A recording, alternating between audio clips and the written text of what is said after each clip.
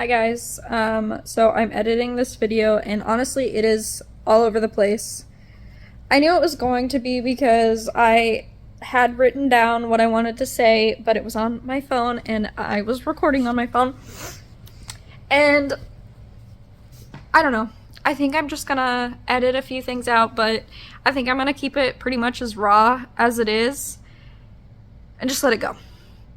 So I'm sorry that it kind of is all over the place and there's a lot of pauses and it might be confusing, but I just need to get this out. And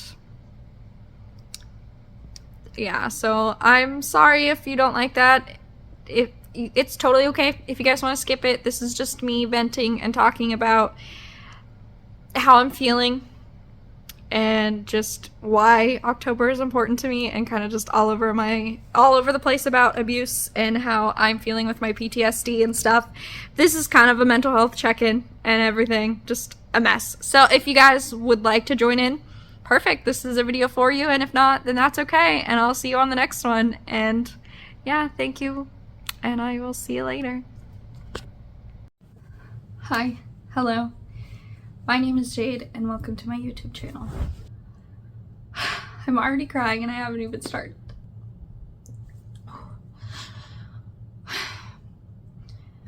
I need to get this off my chest.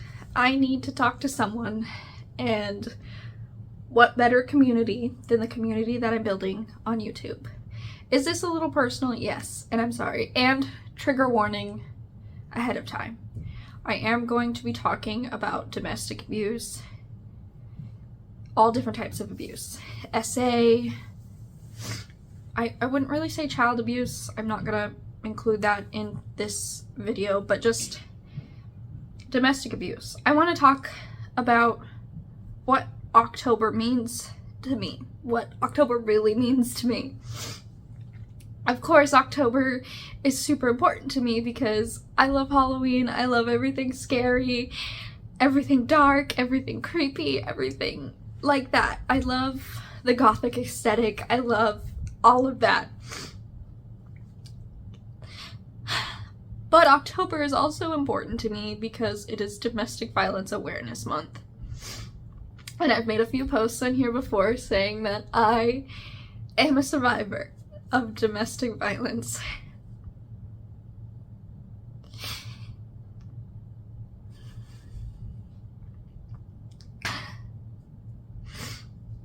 And I won't lie, for a long time, I thought I was healed. I thought I was better. I thought that I had gotten over it all.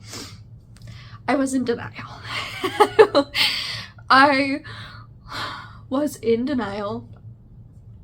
I think what it was I was finally safe and I was finally away from it. That's it. I was away from it and I was safe. And now I'm ready to actually heal. And I'm ready to do what I need to. There's a kitty. Hi. So, like, I wrote things down, but it's on my phone notes and that's what I'm recording on. Okay. Let's collect myself. Okay, so I keep saying okay. I have actually experienced a lot of trauma. I have gone through a lot of trauma as a child and as a teenager. I don't want to talk about the trauma and abuse that I went through as a kid, so I'm just going to talk about the abusive relationship I was in. I don't think I'm going to really tell the story, but I'm just going to give you an outline of kind of what it is. But for 2 years, I was in a very abusive relationship from 2016 to 2018. It was really abusive. It was more mentally and emotionally abusive than physically, but there was a lot of physical abuse going on, and there was a lot of intimacy abuse. SA, we can go with that. I think, like, I don't want to say it. I don't like saying it. But as adults, you can understand what I'm trying to say, or as older people, you know what I'm trying to say. There was a lot of that. For 2 years of the relationship, active relationship, like I was actively in that relationship. And there was a lot of it. Like, I wasn't allowed to have a phone. Well, I could have a phone.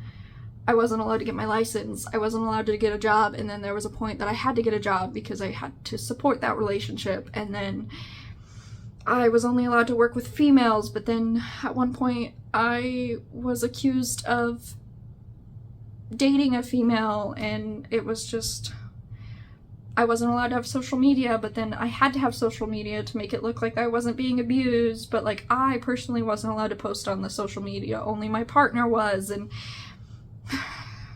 my partner was able to hack my phone so that they could get onto it on their phone, but like also in the middle of the night they would grab my phone and like go through it and then push me off the bed, or they would get out of the bed and wake me up. And I had a super early job, and then because they wouldn't let me get my license, I either had to ask them to take me to work, but then they would get upset, and then I would have to ask a coworker for a ride, and then they would get upset because they thought that I was lying or cheating on the drive to work. It was just a mess. It was a mess. I wasn't allowed to have my phone.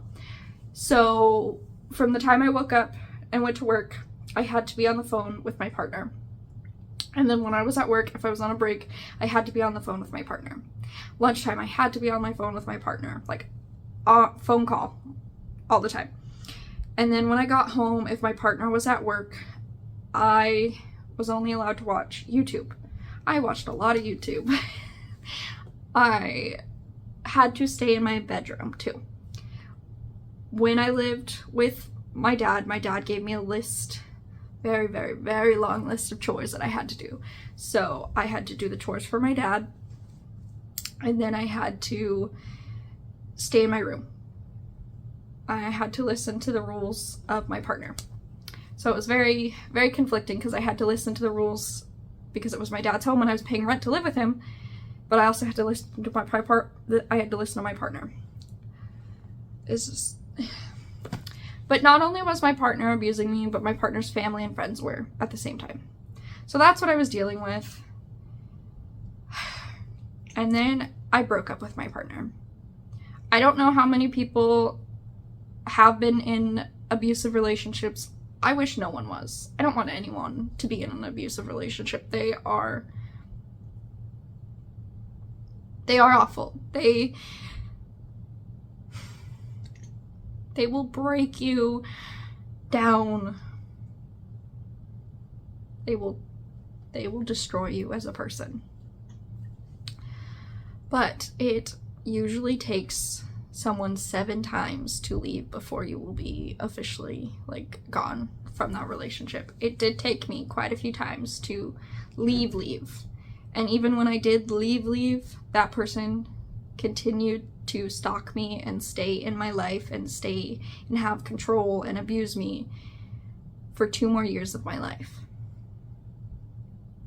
They could still check my phone and go into my emails and go into my messages and go and track me. They would stalk me. I still didn't have my license for like, I don't even want to say a year, but like for a little bit, like half a year, 6 months after I left them. What I would do was I'd get a ride from one coworker, drop me off at a spot, then I would like stay in there for a little bit, then like walk or sneak out to somewhere else, get into someone else's car, then they would drop me off at another house, stay there for a little bit, and I'd jump out a window and like go into someone else's car. I would do so much to try and make sure that they wouldn't follow me to where I was living, and they still followed me to where I was living, and they would knock on the door and show up with in their hands. In their hands, beating on the walls. I could hear them screaming through their walls, screaming my name, saying if I didn't come out, they were gonna hurt themselves or use that weapon that they had. It was a miserable, miserable 2 years of my life. That went on from we broke up in 2018. From 2018 to 2020. The end of 2020 was the last time I dealt with that person. 2020 was the best and worst year of my life. The best because I got with my now husband. The worst because my abuser put me through a psychotic break. And I was hospitalized for 7 days.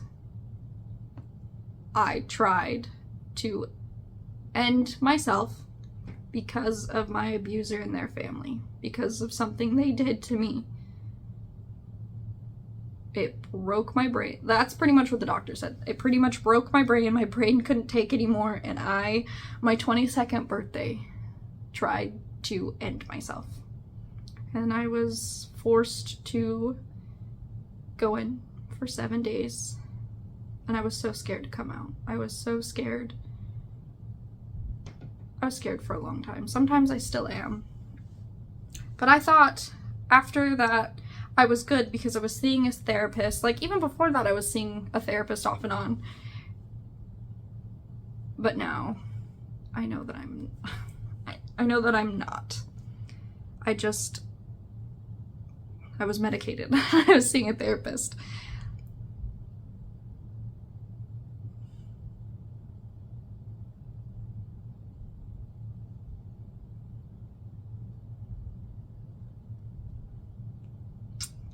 I was diagnosed with PTSD, severe anxiety, and severe depression.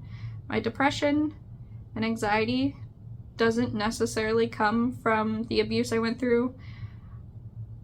They think that could, like, I just have that because of stuff that I went through as a kid too, but they think my PTSD comes from the abuse that I got from my abuser, my abusive relationship.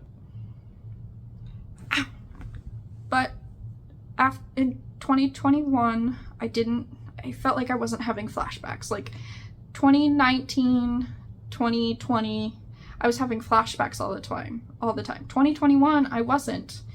In 2022, like, I wasn't either.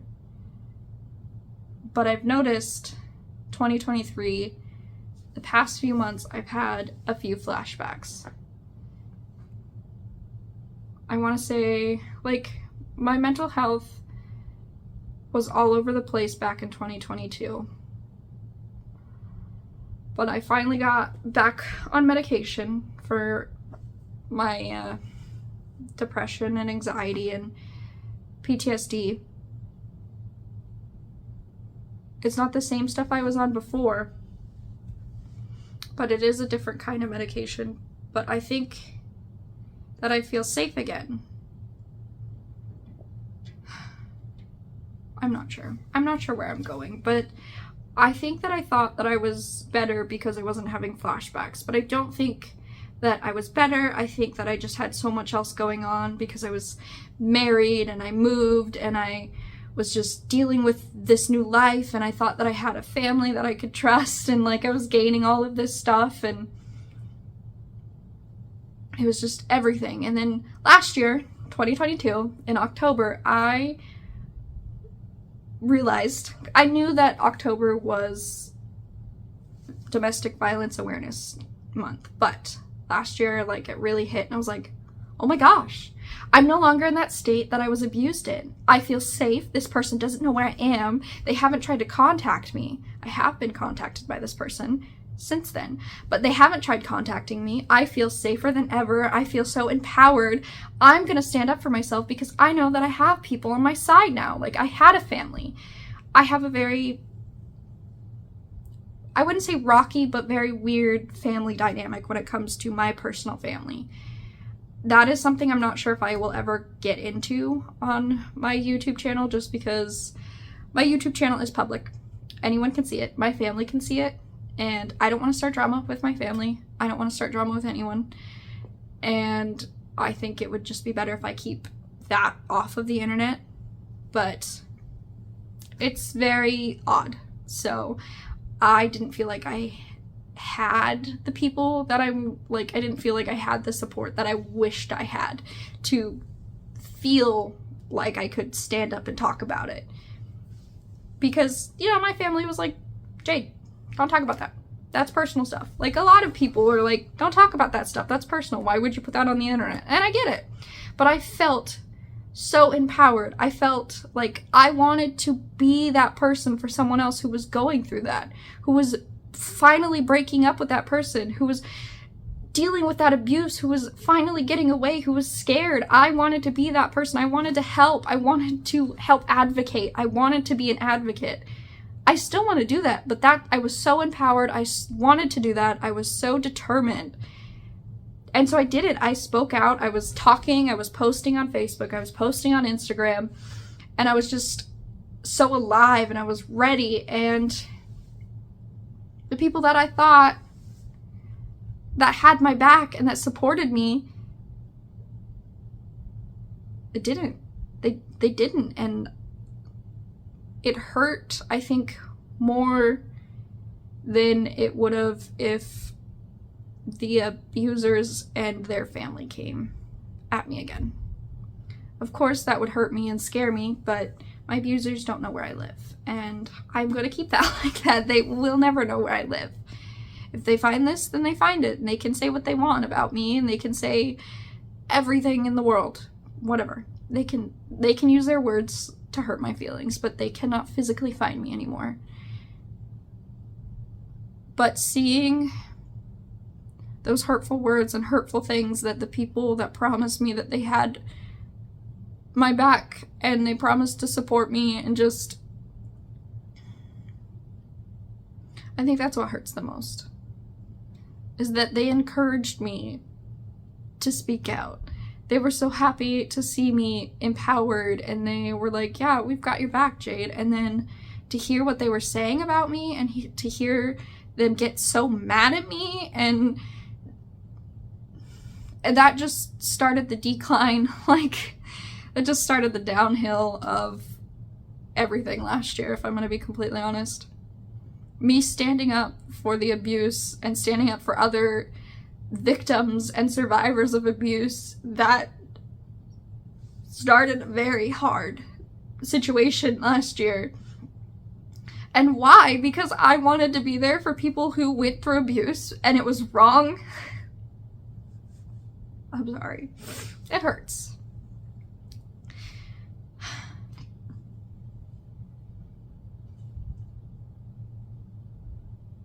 I didn't do anything wrong. I don't understand. I really don't understand. I was trying to be an advocate. It doesn't matter. It doesn't matter what I was trying to do. It doesn't matter what they thought, but isn't it crazy? I'm sorry. I needed a second. I feel like this is kind of all over the place. I feel like I always have like a idea of what I want to say, but then it's like not there. I don't know. Don't really know. October is important to me because of Halloween and spooky things, of course. But October is also important to me because I'm a survivor. I survived. I'm not a victim anymore. And I want to be there for other people that are survivors too. I want to be an advocate. I want to feel strong again, but I don't feel strong. And I think that's what's hard, is because those people that I thought were my support system, that told me that they loved me and that they were gonna support me and stand by my side and cheer me on, beat me down more than my abusers did. Okay, maybe not more than, but like, they beat me down about something that I was really passionate about and something that they knew hurt me.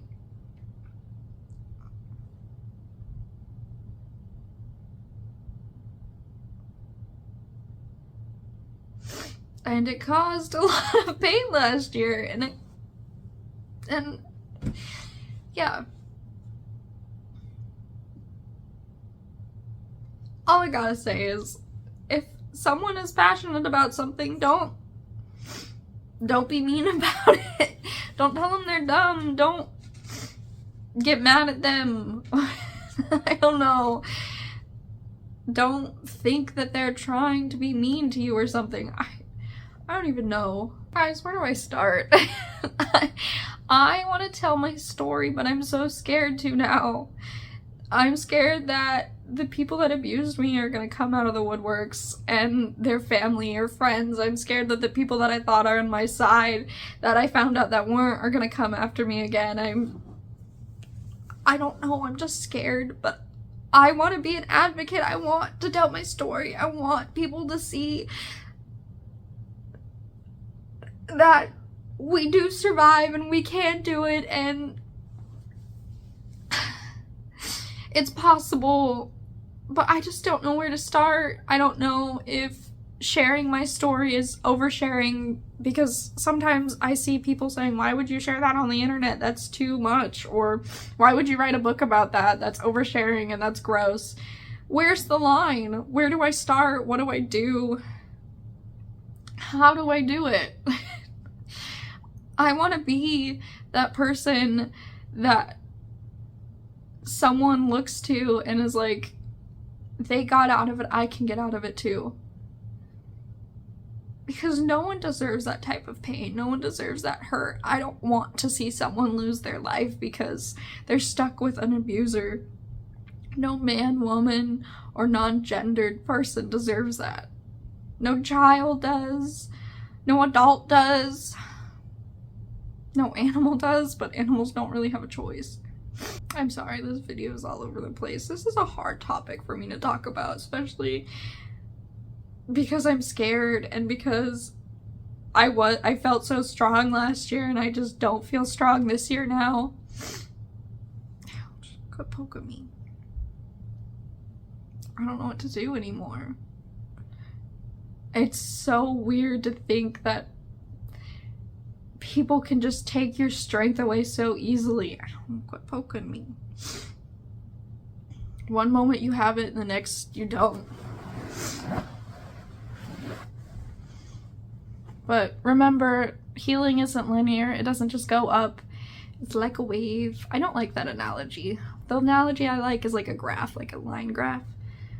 It has peaks and valleys. You won't go straight up. You're gonna have dips. I'm not just telling you guys, I'm telling myself, because I need to stop beating myself up for being sad and having flashbacks again. I'm in a safe place, and if you're in a safe place, it's okay for you to have to deal with this. If you need to see a therapist, see a therapist. And if you can't see a therapist, then we need to find other ways. I'm not sure. I don't know. I know that there's an app, I think it's called like White Flag or something. I used it for a little bit. It's an app where if you like need help, it's peers that are going through the same thing that you're going through, and you can just raise your flag and people will come and talk to you. It was good when I used it. You guys can try it. I'm not getting paid, I promise. I'm not being paid. I used it for a little bit. It helped me when I was really, really bad. Maybe it can help one of you guys. I've heard good and bad things about BetterHelp. I know that you have to pay for that one. White Flag, you don't. But I want everyone to be safe, and I want people to support each other and stop tearing each other down. And I want people to understand why October is so important to me. It's not just because of the scary stuff, it's because I'm a survivor and you can be too. And I'm getting weird. Look at this kitty cat.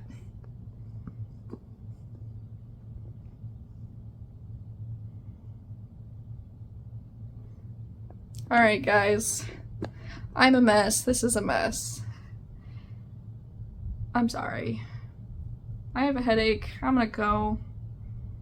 Thanks for listening to me be a mess and vent. I'll see you guys next time.